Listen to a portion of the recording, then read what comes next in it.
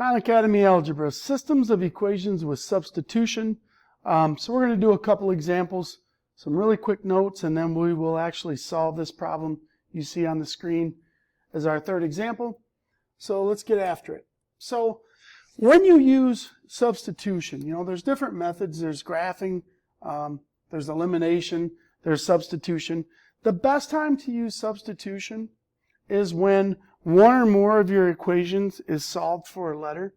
So my strategy is use this when either one or both equations is y equals, or if you have x equals, either one, but you have it already solved for one variable.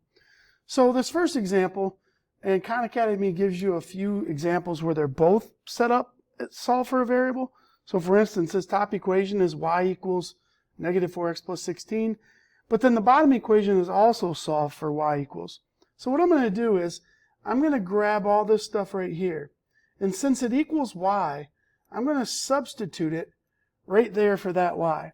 So really what I'm going to have is x plus 1 equals negative 4x plus 16. So step one is just substitute it, plug it in. Now we're going to solve it using algebra. I always like to attack the variable terms first, and I like to try to keep my variables positive. So I'm going to add 4x to both sides. Remember, this is really 1x. So that's going to give me 5x plus 1 equals 16 because those cancel. And now I'm going to minus the 1 from both sides. And I will have 5x equals 15. And my last step is divide both sides by 5. And we get x equals 3. So that's my first answer. Now, once you get your first answer, you are then going to substitute this into either equation, wherever you think it's easier. So I'm going to take this 3, and I'm either going to plug it in here, or I'm going to plug it in right there.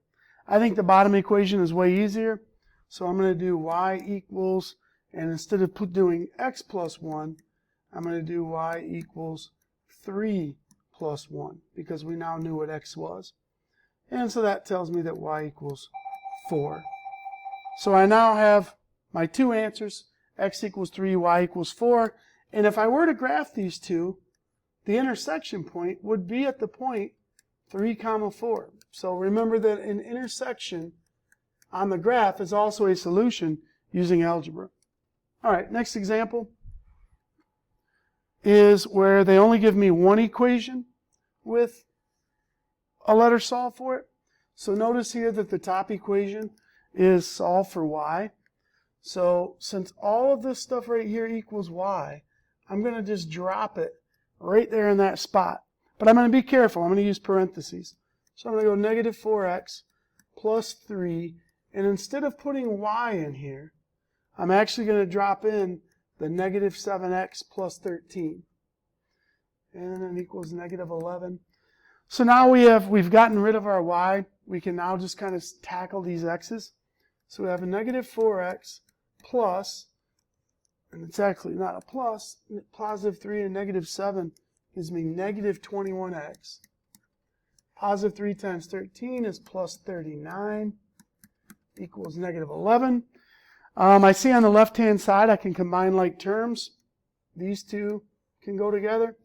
So I have a negative 25x added to 39 is negative 11. Let's subtract that 39 from both sides. So I'm going to have negative 25x equals negative 50. Be careful, I've seen some students try to add 25 to both sides. Remember, this is multiplication, and that's a negative sign. So I need to divide by negative 25.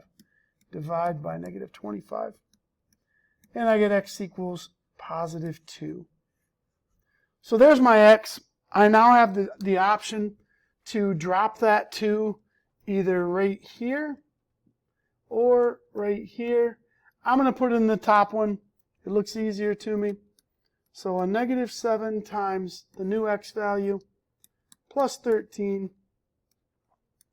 So that gives me negative 14 plus 13, or y is negative 1. So now I have my two solutions, x equals 2, y equals negative 1. Always remember that that could also be the intersection point if you were referring to a graph of this situation. All right, well now let's kind of go forward and let's look at the original problem that we were given. So this was the original Khan Academy question that we started off with. So I see down here it says x equals 2y.